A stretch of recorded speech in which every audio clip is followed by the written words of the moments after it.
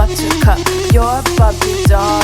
Show them all what I'm made of. Strut down the hall, won't stop till I get enough. All right, folks, let's dive straight in. Villa Park, December. Freezing out there, but things are heating up after that match. Aston Villa, can you believe it, just beat Man City 2-1. Unbelievable. And it's not just any loss. City, 9 losses in their last 12. Yeah. 9. We've got the Guardian's live updates. Okay. And some great post-game interviews to break down. But first, got to give it up for Villa, right? Yeah. 5th in the table after that win. Played like a team possessed. Every single player was outstanding. But Yuri Tielemans, man. Yeah. The Guardian's man in the match. Oh, yeah. What stood out to you about his performance? You know, it wasn't just the flashy plays or goals. It was his intelligence. Yeah. Like every run he made, it was just so calculated. And he was drawing defenders away and creating all this space for his teammates, you know, to really exploit. Look at Villa's first goal. Oh, so good. Textbook counterattack. Like Duran's shot. Unbelievable. Unstoppable. But wouldn't have happened without Tielemans. So City loses possession high up the pitch, right? And he makes this incredible run towards the box. Right. Drags 2 defenders with him. Yeah. Opens up just enough space for Duran to get the ball. Yep. And then, bam, fires that rocket past Ortega. See, that's what I love. Those little tactical things you don't always catch watching live, Yeah. you know, but they make all the difference. Absolutely. They're so important.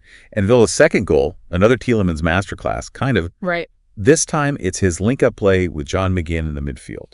Yeah, that build-up was something else. Beautiful. It really pulled City's defense out of position. You know, they're passing quickly, decisively, and they're drawing City's defenders in. Right. And this creates the perfect opening for Morgan Rogers. Perfect timing on that run. Yeah. McGinn slips that perfectly weighted through ball, and Rogers slots it past Ortega. 2-0. Yeah, 2-0. What a comeback for Rogers. Seems like he's been under a lot of pressure recently. Yeah, he has, but he really stepped up.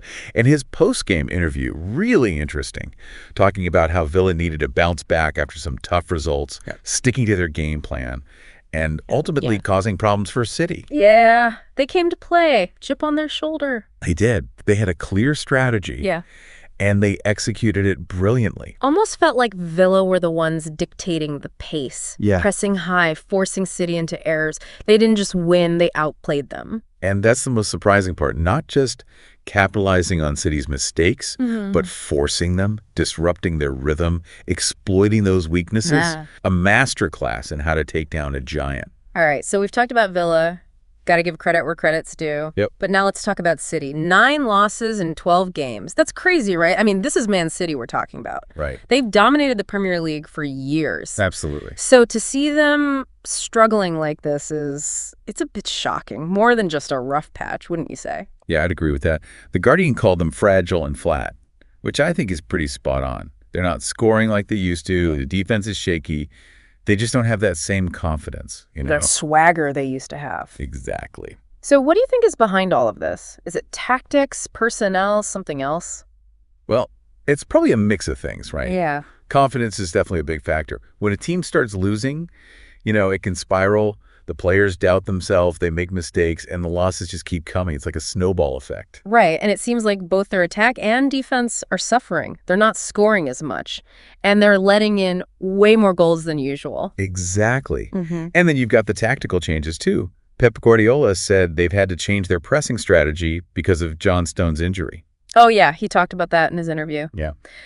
So how's Stones' absence impacting their game? He's a key defender, of course, but could his injury really be affecting their entire approach? It's actually more significant than you might think. Stones is known for his ability to play out from the back, start attacks, right? So with him out, City's had to press less aggressively from the center backs, which means teams like Villa have more time to build from the back, and they can exploit those gaps in City's midfield. So it's not just about missing a defender, it's like this ripple effect, you know, changing their whole approach. Exactly. And it seems like this shift is making them more vulnerable in defense. They're not winning the ball back as quickly, and they're struggling to control the pace of the game. Right. Guardiola didn't hold back after the match either. He said, "We struggle to score and we concede goals." Straight to the point. Yeah. He's not happy, and rightfully so. This isn't the City we're used to seeing. He's a manager who expects excellence, and he's not used to his team performing like this. So we heard from Rogers on the Villa side. What are City's players saying about all of this? Well, Erling Haaland, who was pretty quiet during the match, he admitted that he's been missing his chances, and he took responsibility for not making more of an impact. It's interesting that you mentioned Haaland. He barely touched the ball during the entire match. Is that because of Villa's defending, or are City just not creating good enough opportunities for him? Probably a bit of both. Villa did a great job of shutting him down, limiting his space, making sure he didn't get the ball much. They knew he was the biggest threat and planned accordingly. But City's midfield wasn't as creative as usual. They struggled to break down Villa's defense, and Haaland was often left isolated. So you've got the struggling attack, the leaky defense, a change in tactics because of injuries, and a manager who's not happy. And let's not forget the potential points deduction hanging over their heads for those financial irregularities. That's a lot to deal with. A lot, yeah. They're facing challenges on and off the pitch right now. What about the commentators? Did they have any interesting observations? Ali McCoist, commentating for TNT Sports, made a good point. He noticed that City seemed to lack urgency. They weren't really pressing Villa high up the pitch, said it was all too easy for Villa to play out from the back. If they're not even showing that hunger to win the ball back, it suggests maybe there's a deeper issue with their mentality. They seem to have lost that fire. Yeah, that's a worrying sign for City fans. It's not just about individual mistakes or tactics. It's about a lack of intensity and desire. And that's concerning. We've broken down Villa's tactics and talked about City's struggles. What does this all mean for the Premier League as a whole? What about the league table? Are we going to see a new champion this year? Well, this win puts Aston Villa above Manchester City in the table. Wow. They're now fifth, which is incredible considering where they were expected to be at the start of the season. Fifth place puts them in contention for a European spot. Who would have predicted that? It shows how consistent they've been, grinding out results even against the top teams.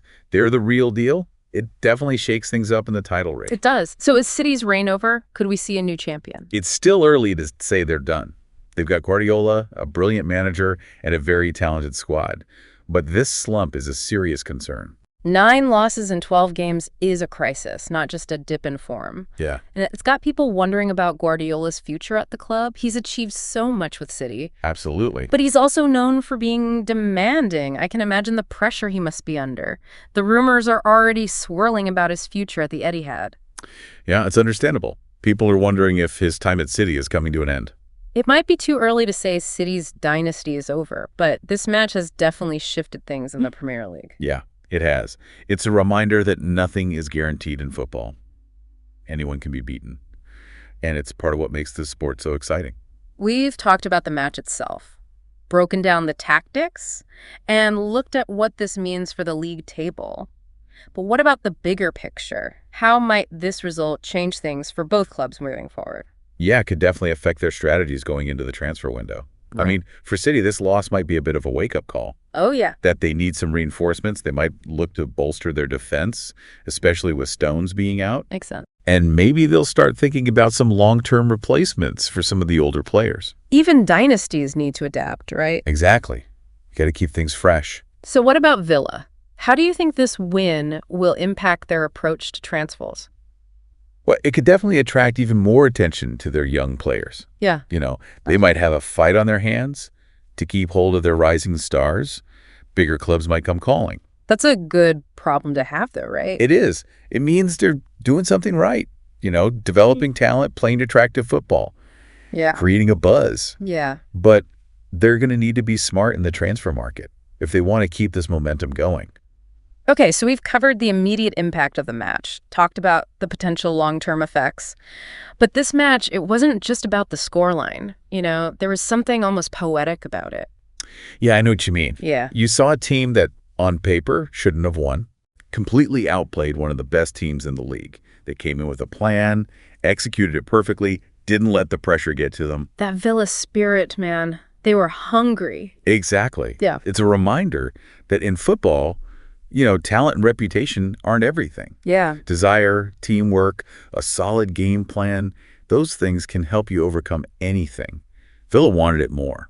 They proved that anything is possible. Exactly. Classic underdog story. It is. And it's not just inspiring for Villa fans. It's a message to any team, any player, that limitations are meant to be broken. Exactly. Every team in the Premier League should be paying attention to this. If Villa can take down City, who knows what other upsets are going to happen this season? Great point. This match was about more than just the result. Yeah. It was a reminder that in football, you can't predict anything. And that makes it beautiful. The underdogs always have a chance. Beautifully put. And it's a lesson that goes beyond sport, you know. Never underestimate the power of belief, hard work, and a good plan. Who knows what you can achieve if you put your mind to it? Love that. So much to unpack today. Tactical analysis, league standings, transfer rumors, and life lessons. It's been a pleasure, as always. And there you have it. Another deep dive completed. We break down the match, looked at what it all means, and hopefully gave you some things to think about. Remember, folks, football isn't just about the final score. It's about the stories, the drama, and the unexpected moments that make it so captivating. So keep watching, keep learning, and keep that passion for the beautiful game alive. Until next time. Sound the alarm. I'm coming up. We'll have a ball. I'm sweet like a buttercup. You're a Barbie doll. Show them all what I'm made of. Strut down the hall. Won't stop till I get enough.